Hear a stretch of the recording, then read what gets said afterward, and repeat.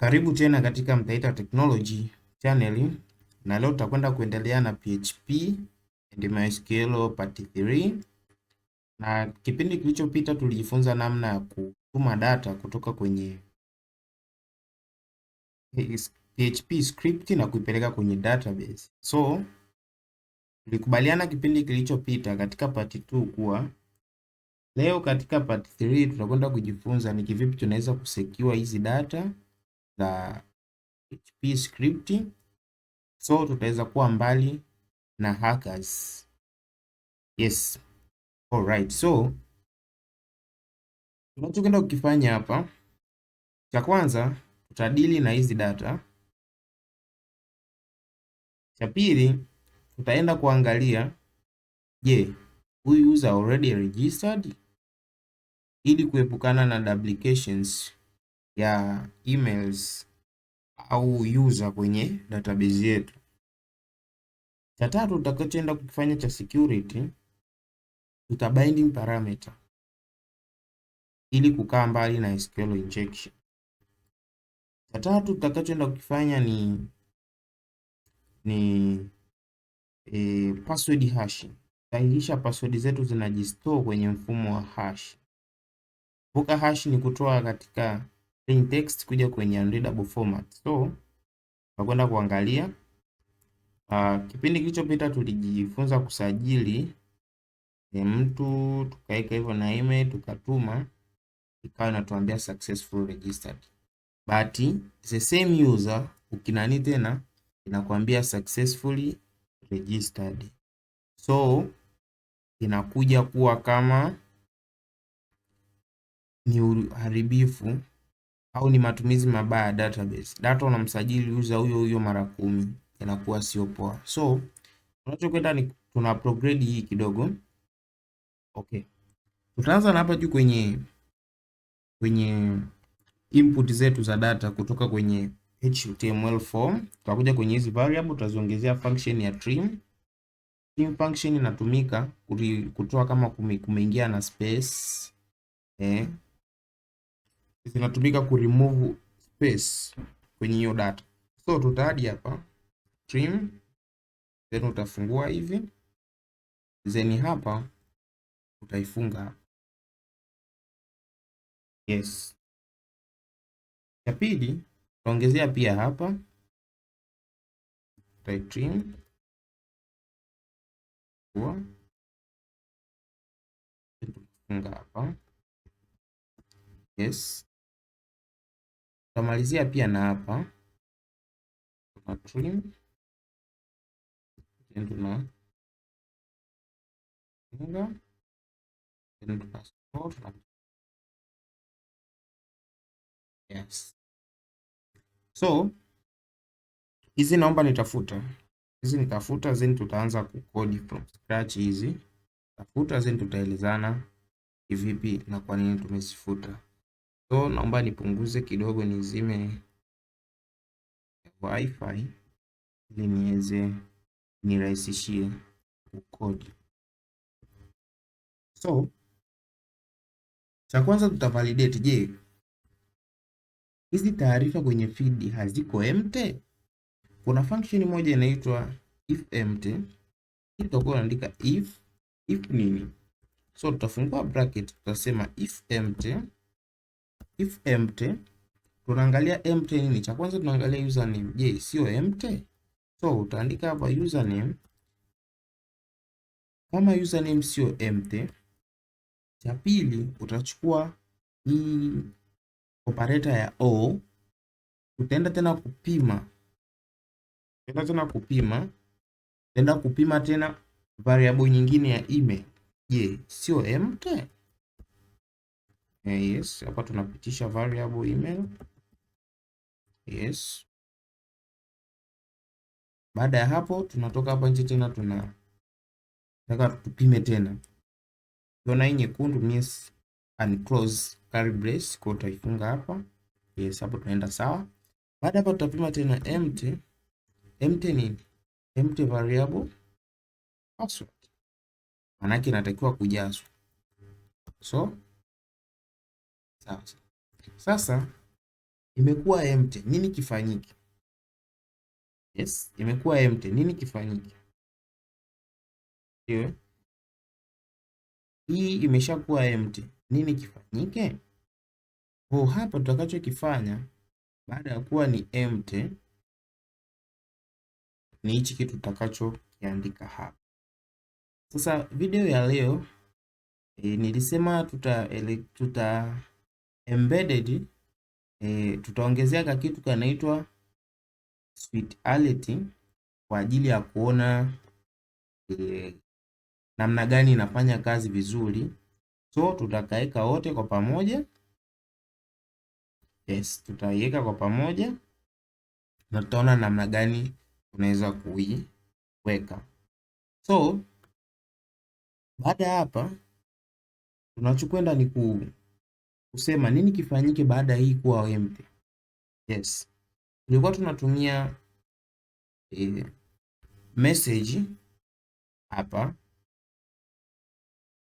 tengeneza variable ya message ambayo itakuwa ina store ujumbe wetu, nini kifanyike baada ya kuwa empty. Kwa hiyo tutamwambia user all field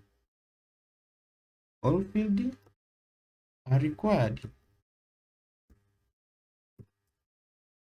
required. Then tutamwekea na exclamation, then tutaterminate.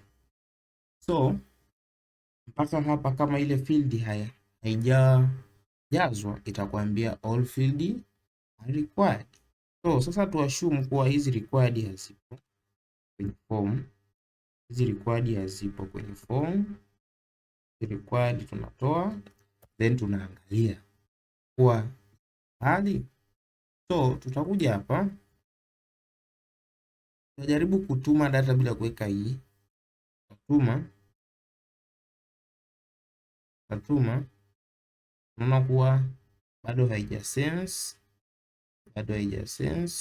anga hii kitu vizuri.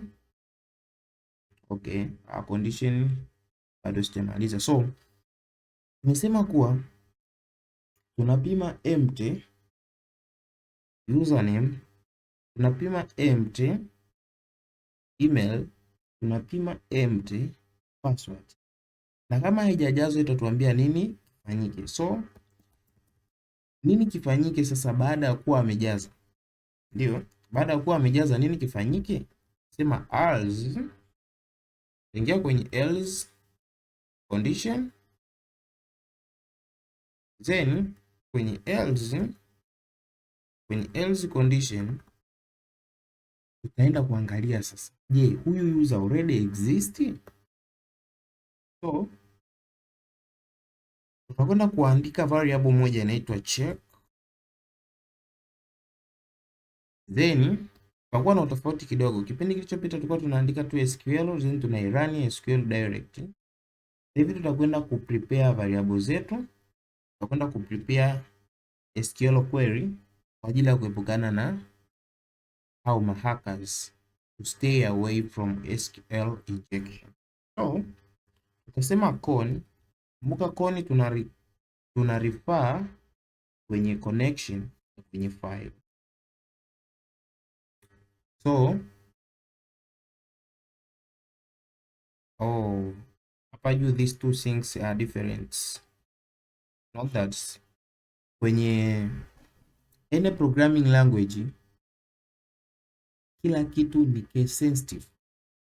Hii variable unavyoiona hapa na hii ni vitu viwili tofauti. So itanibidi nipande hapa juu niseme message. Yes, actually. Kwa hivyo baada ya hapa sasa nitatumia object operator kwa ajili ya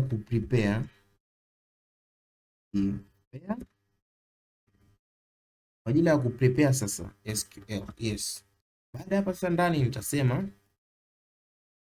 nitatumia caps, then nitasema right hii not cap kwa ndogo, then tutaenda kuupgrade this async. Wow, inayo tuliweka id, kwenye table na tukasema kabisa hii ID ni primary key. Yes, actually tuliweka. So endelee, tutasema select ID from what users table name, alafu tutamwambia where email ni sawa. Sasa hapa tutapitisha hii email hapa variable, kwa sababu tumekubaliana, tumesema tunataka tuifanye iwe na security, tunataka tutoke kwenye watamanisha hackers. So hapa tutaweka question mark. Yes, baada ya hapa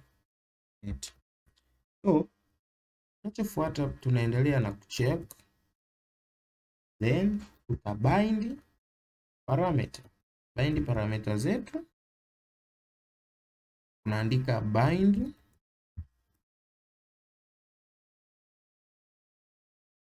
parameter. Yes, sema param, then tutapitisha miss string ambayo ni hiyo email pale juu, then variable email. Mpaka hapo tuko sawa. Sasa baada ya hapa, kumbuka tulikuwa tuna run, tulikuwa tunasema run, then tunapitisha for na nini. Sasa hivi hatutafanya hivyo, tunabadilisha, tunasema check, then tuna execute condition. Yes, function, then baada ya hapo tuta store result,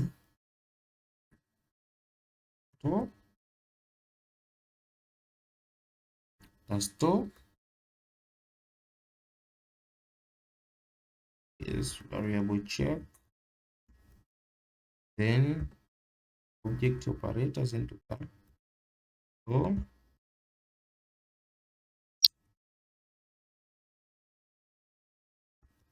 hii ni kwa nini tumeweka hii? Ni kwa ajili ya kustore query hapa juu ambayo tumeiandika. So wakati inaenda kuitumia chini kwenye numbers kwa ajili ya kutoa data kwenye database, iweze kuitumia hii query hapa juu. So baada ya hapo nitakwenda kuandika condition. Kumbuka bado tuko kwenye else, tutasema if hizi condition kama zinakuchanganya uta comment hapo chini, then tutaandaa video ya kwenda kufundishana how to use this control structures, because kila programming language ina control structures na all control structures are the same. Kinachotofautisha ni the way formatting inavyokuwa ya kuandika, lakini all control structures are the same.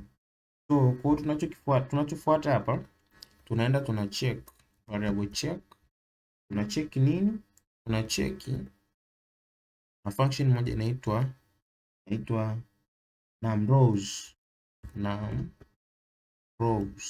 Hii inakwenda kuangalia kama itakuwa kubwa kwa sifuri, maanake huyo user already exist. So tutamwambia hapa variable message,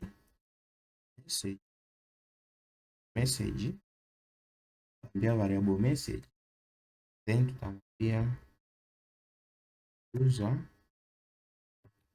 already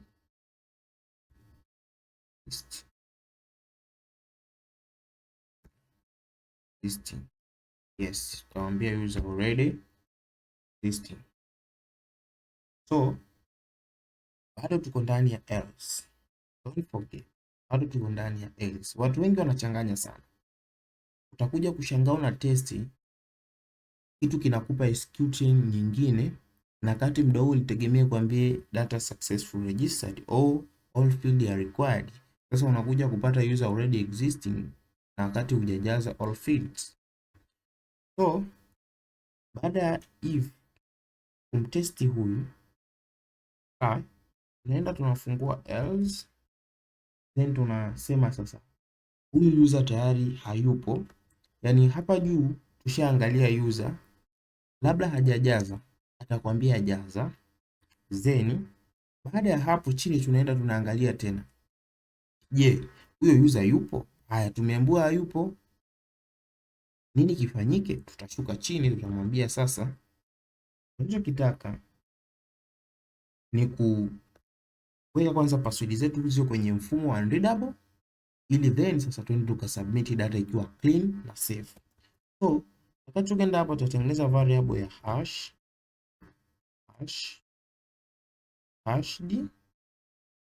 yes, hashed hot, hashed password. So ni sawasawa, kuna function moja ya password hash hapa, yes, password hash. Then hapa tutapitisha, kuna vitu viwili vya kupitisha, tutapitisha hiyo string ya password, yes, au tutasema hapa ni na hiyo algorithm, tutapitisha variable ya password, yes, then comma, tutapitisha password default iko hapa chini, chukua password default, then hapo chini terminate, let's hii niendelee kuifungua, endelee kuload. So baada ya hapa sasa ya kuhash password yetu, tutakwenda sasa kuinsert data kwa kutumia prepare statement kwenda kwenye database yetu. So prepare statement tunaiandikaje? Here within the else, hapa ndani ya else, bado ndani ya else tutakuja kutengeneza variable inaitwa stmt. Let's use small letter stmt. Kumbuka tumesema tunaenda kutengeneza SQL kwa kutumia prepare statement. So tutafungua variable con, don't forget, then tunafungua object operator, then tuna prepare, then tuna prepare nini? Tuna prepare SQL, tunatumia caps, tunasema set into users, then tuna specify column name. Kumbuka ID inajijaza automatic, kwenye database tulisema autofill. So tutasema ya kwanza column yetu ilikuwa ni username, na ya pili ilikuwa ni email, na ya tatu ilikuwa ni password.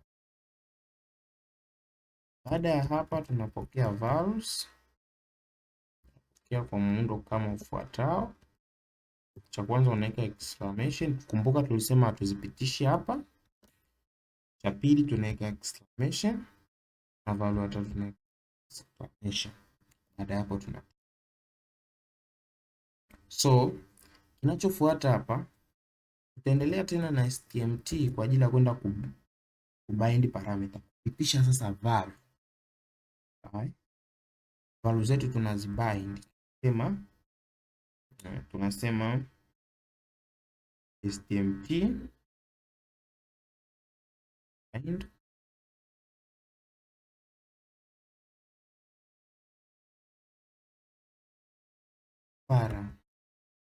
bind parameter,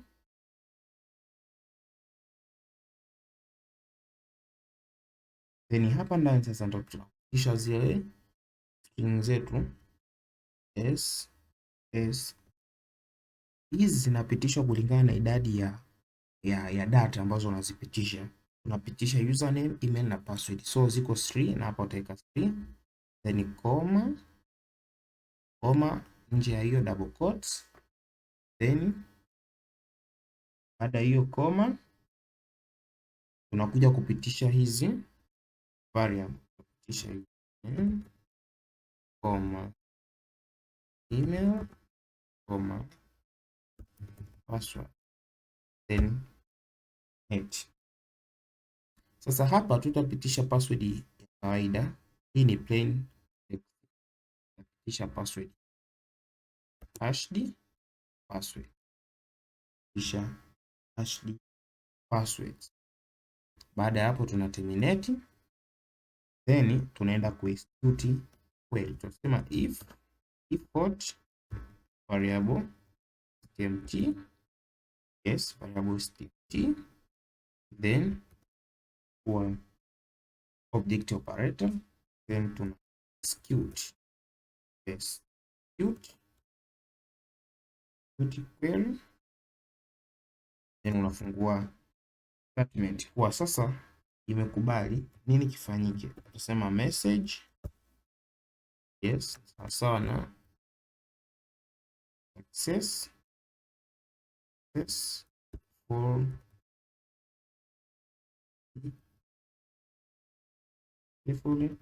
registered.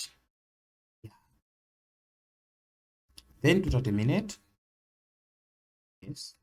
Baada ya hapa tutaandika else what, andika else, then tutasema message, sema failed, yes, then tuta terminate. Kwa baada ya hapo utajikuta umefika katika eneo kama hili, then tumesahau iko sign failed. Then baada ya kumaliza hapa tutasema stmt variable stmt, then object, then close. Kwa tunaondokana na errors, tumefika mwisho, then tuna close, yes, net. Then baada ya hapo, baada ya kuclose na hapa pia tuta end check variable check, na pia tuta end close, don't close, then yes, alright. So mpaka hapa tumesecure very HTML tumeisecure. So hii kala kidogo tui comment ili tusie tukaitumia namna ku comment kwenye HTML na ikaita then so tutakwenda ku refresh page yetu and define variable message. Wow, yes. Tashuka hapa chini tuandika message ya message. Tutarudi na refresh. Sasa unaona hapa, ngoja tuweke katikati, yes, center.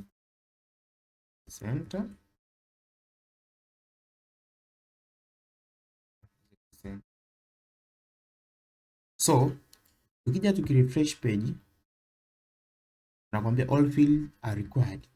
Yes, nimesubmit bila kujaza email fields, nimesubmit na niambia all fields are required. So baada ya kutokujaza imenikumbusha unatakiwa ujaze kwanza uweze kusubmit. So nimejaza user, tunakumbuka kipindi kilichopita huyu user tulikuwa tunamsajili kila saa. So ukigonga hapa inatuletea an error define MySQL execute stack index namba 17. Wow, tarudi hapa 17 execute inaandikwa hivi, yeah.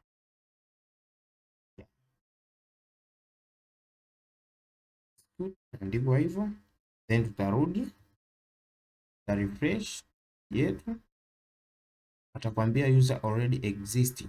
So tumemweka yule yule, nakwambia user already existing, tumeacha kujaza, inakwambia all field are required. So tutaweka user ambaye hayupo, to try huyu, tuambia successful registered. So tuende kwenye database, tutafute jifunze, then tuone kuwa password imekuwa kwenye mfumo gani sasa hivi. Ya password tunaona iko kwenye hizi character ambazo zinakuwa 256. Unaona kabisa password haijawa kwenye mfumo wa password ya plain text, so imekuwa kwenye mfumo wa hash.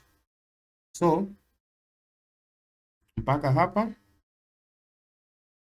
kama una swali unaweza kuandika hapo chini kwenye comment, hiyo umefanya ukafikia wapi. Kama kuna sehemu kuna shida na comment, then nitaona namna gani ya kusaidia. Lakini pia hizi kama utazihitaji utaziadi kwenye Dropbox, then nitatuma link hapo chini kwenye description namna gani ya kuweza kuload. So kama video imekusaidia, usisahau kusubscribe, kulike, kucomment na kushare. Thanks for watching.